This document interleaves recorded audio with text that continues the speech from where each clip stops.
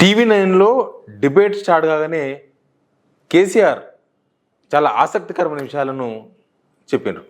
First మన రాష్ట్రంలో ఏం జరుగుతుందన్న విషయాన్ని యాంకర్ రజనీకాంత్ ప్రశ్నిస్తే దేవుళ్ళ మీద ఓట్లు, కేసీఆర్ తిట్లు అని ఒక్క సెంటెన్స్తో జరుగుతున్నది కొన్ని రోజులుగా జనమంతా చూస్తున్నది వింటున్నదాన్ని ఒక సెంటెన్స్లో కేసీఆర్ చెప్పేసింది.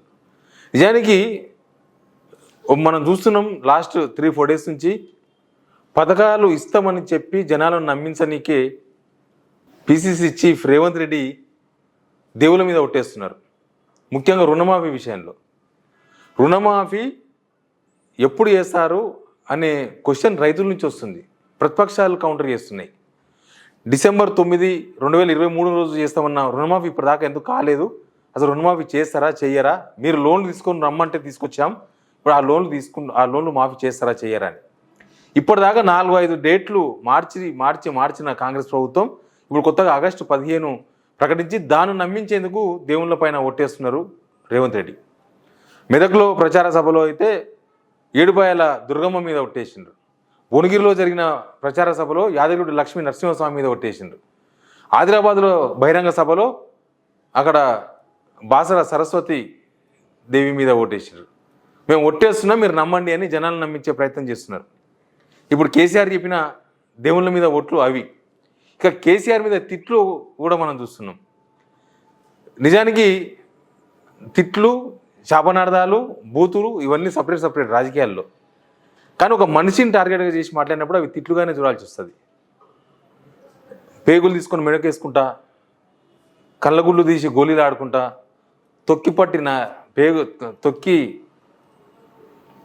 నార తీస్తా, పండబెట్టి తొక్కుతా, ఇట్లాంటివన్నీ కూడా తిట్ల కిందికి బహుశా కేసీఆర్ అన్వయించుకున్నట్టుంది. అందుకే కేసీఆర్ ఈ జరుగుతున్న పరిణామాలన్నింటినీ కూడా జస్ట్ సింగిల్ లైన్లో దేవుళ్ళ మీద ఓట్లు, కేసీఆర్ తిట్లు జరుగుతున్నాయని చెప్పిండ్రు. ఇక దీంతోపాటు అసలు మీడియాలో, సోషల్ మీడియాలో ఒక వార్తను లేకపోతే ఒక సంఘటనను, ఒక సందర్భాన్ని ఎట్లా చెప్తారనే విషయాన్ని కూడా చెప్పిండ్రు.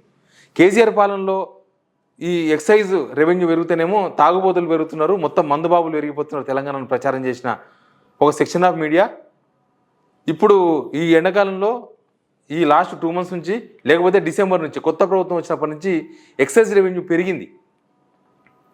ఎక్సైజ్ రెవెన్యూ పెరిగినందుకు దాన్ని ఇప్పుడు ప్రభుత్వం తప్పగా చూపిస్తలేదు మీడియా. ఇప్పుడు మందుబాబులు పెరిగినట్లుగా చూపిస్తలేదు. ఇప్పుడంతా వేసవి దాహం తీర్చుకోనికి తాగుతున్నారని జనాల మీద ఆ తప్పును దోసే ప్రయత్నం చేస్తుంది. దాన్ని కూడా సింగిల్ లైన్లో పాయింట్అవుట్ చేసిండ్రు కేసీఆర్. అసలు ఇన్ని రోజులు తెలంగాణ వచ్చిన తర్వాత 9.5 సంవత్సరాలు బీఆర్ఎస్ పాలన, తర్వాత ఇప్పుడు ఈ 4 నెలల పాలన, ఈ రెండింటి పాలనలో అంతకుముందు జరిగిన తప్పులు ఇప్పుడు జరుగుతున్నా కూడా మీడియా ఎత్తి చూపట్లేదు. దాన్ని కన్విన్స్ చేసే ప్రయత్నం చేస్తుంది, జనాలను తప్పుదో పట్టిస్తున్నది మీడియా అని ఆయన చెప్పకనే చెప్పిండ్రు. ఇంకా దీంతోపాటు అప్పుల విషయం కూడా ప్రస్తావించారు. అప్పుల విషయంలో ఏ రాష్ట్రమైనా, ఏ దేశమైనా అప్పు చేయని రాష్ట్రం ఉందా? బడ్జెట్లోనే అప్పులు తీసుకోవాలని ఉంటుంది కదా. అమెరికా అప్పు చేయలేదా? చైనా అప్పులు చేయలేదా? వేరే దేశాలు అప్పు చేయలేదా? ఇప్పుడు ఏ దేశంలో ఉన్న రాష్ట్రాలు అప్పు చేయట్లేదు అనే క్వశ్చన్ కేసీఆర్ రేజ్ చేసిండ్రు. ఇప్పుడు కేసీఆర్ చెప్పిన అప్పుల లిస్టులో తెలంగాణ 4 నెలల ప్రభుత్వం కూడా, కొత్త ప్రభుత్వం కూడా అప్పుల లిస్టులో ఉంది. ఇప్పటికీ 19,000 కోట్ల అప్పులు చేసినారు కొత్త ప్రభుత్వం, కాంగ్రెస్ ప్రభుత్వం. బహుశా పాత అప్పుల గురించి చెప్పింది కొత్త అప్పులు తీసుకొచ్చుకునేందుకే.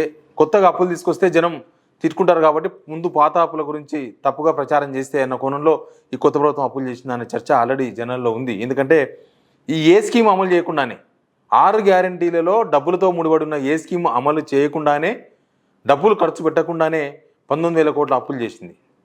మరి ఈ స్కీమ్స్ అన్ని అమలు చేయడానికి వచ్చినప్పుడు ఎంత అప్పు అవుతుందని చర్చ ఆల్రెడీ జనాల్లో ఉంది.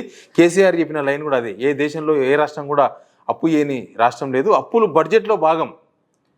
బడ్జెట్ రూపొందించినప్పుడే అప్పు తీసుకొచ్చుకోవాలి, ఎంత అప్పు తెచ్చుకోవాలనే రూపకల్పన ఉంటుంది కాబట్టి అప్పులు బడ్జెట్లో భాగమని కేసీఆర్ చెప్తున్నారు. ఇంకా మిగతా అంశాలపైన, చాలా అంశాలపైన ప్రస్తావించారు. కానీ కేసీఆర్ డిబేట్ స్టార్ట్ కాగానే ఆయన స్టార్ట్ చేసిన ఇష్యూస్ చాలా ఇంపార్టెంట్ ఇష్యూస్. ఇన్ని రోజులుగా మీడియా ఫోకస్, లేకపోతే సోషల్ మీడియాలో ఒక సెక్షన్ ఆఫ్ సోషల్ మీడియా అవే కరెక్టు, అవే తప్పులని చెప్పిండ్రు. ఇప్పుడు కేసీఆర్ చెప్పిన వింటుంటే నిజంగా కేసీఆర్ చెప్పిందే కరెక్టు, ఇదంతా ఈ జరిగిన ప్రచారం అంతా కూడా డొల్ల ప్రచారమా అన్న ఒక అవగాహన, లేకపోతే దానిపైన ఒక చర్చ, ఒక అభిప్రాయం అయితే జనాల్లో కలిగేటట్టుగా అనిపిస్తుంది. రేపటి నుంచి కేసీఆర్ బస్ యాత్ర ఉంటుంది లోక్సభ ఎన్నికల ప్రచారానికి సంబంధించి. దానికి సంబంధించిన గ్రౌండ్ అంతా కూడా ఈ ఇంటర్వ్యూ ద్వారా ప్రిపేర్ చేస్తున్నట్టుగా మనకు కనిపిస్తుంది. జనాలను కూడా ప్రిపేర్ చేసి కేసీఆర్ బస్ యాత్ర ప్రారంభించబోతున్నట్టుగా కనిపిస్తుంది. లోక్సభ ఎన్నికల ప్రచారంలో ఇప్పటి వరకు ఇంకా బీఆర్ఎస్ టార్గెట్గా ప్రచారం జరుగుతుంది. కాంగ్రెస్ అంతా ప్రతిరోజు జరుగుతున్న ప్రచారంలో ఇప్పటికీ ఇంకా కేసీఆర్ మీద తిట్లు, దేవుళ్ళ మీద ఒట్లు అన్నట్లుగానే బీఆర్ఎస్ టార్గెట్గా కాంగ్రెస్ ఇప్పటికీ ప్రచారం చేస్తుంది. ఈ 4 నెలల్లో కాంగ్రెస్ ఏం చేసింది అనేది చెప్పేదానికన్నా కేసీఆర్ను తిట్టడానికో, లేకపోతే గత ప్రభుత్వంలోని లోటుపాట్లను ఇంకా ఎత్తి చూపడానికో ఎక్కువగా ప్రాధాన్యత ఇస్తున్నట్టుగా కనిపిస్తుంది కాంగ్రెస్. ఈవెన్ బీజేపీ కూడా ఇక్కడ కాంగ్రెస్ ప్రభుత్వాన్ని, కాంగ్రెస్ 4 నెలల కాలంలో ఏం చేసిందని చెప్పకుండా బీఆర్ఎస్ను టార్గెట్ చేస్తుంది. కాబట్టి ఆ యాంగిల్లో కేసీఆర్ ఆ ఇంటర్వ్యూ సమాధానాలు కనిపిస్తున్నాయి. బహుశా ఆయన లోక్సభ ఎన్నికల ప్రచారంలో ఏం జరగబోతుంది, ఈ రోజు జరుగుతున్న ఇంటర్వ్యూ ఆయన ప్రచారంలో ఒక కీలక మలుపు, తెలంగాణ రాజకీయాలలో ఒక తేడా, ఒక డిఫరెన్స్. ఇన్ని రోజులు జరుగుతున్న ప్రచారం అంతా ఒక ఎత్తు, ఇప్పుడు కేసీఆర్ ఇస్తున్న వివరణలు మెయిన్గా ఇప్పటిదాకా ఎవరు చెప్పలే ఆన్సర్స్ బీఆర్ఎస్ నుంచి. ఆ ఆన్సర్స్ చెప్పకపోతే ఒకరి సైడ్ నుంచి వస్తున్నది అంతా కరెక్ట్గా అనిపించింది. కానీ ఇప్పుడు కేసీఆర్ చెప్తున్న మాటలంతా వింటుంటే అసలు ఇన్ని రోజులు జరిగిన ప్రచారం అంతా తప్పు కదా అన్న అభిప్రాయం ఖచ్చితంగా అనిపిస్తుంది. కాబట్టి లోక్సభ ఎలక్షన్స్ ప్రచారంలో కేసీఆర్ ఇంటర్వ్యూ ఒక కీలక మలుపుగా అయితే మనం చెప్పొచ్చు.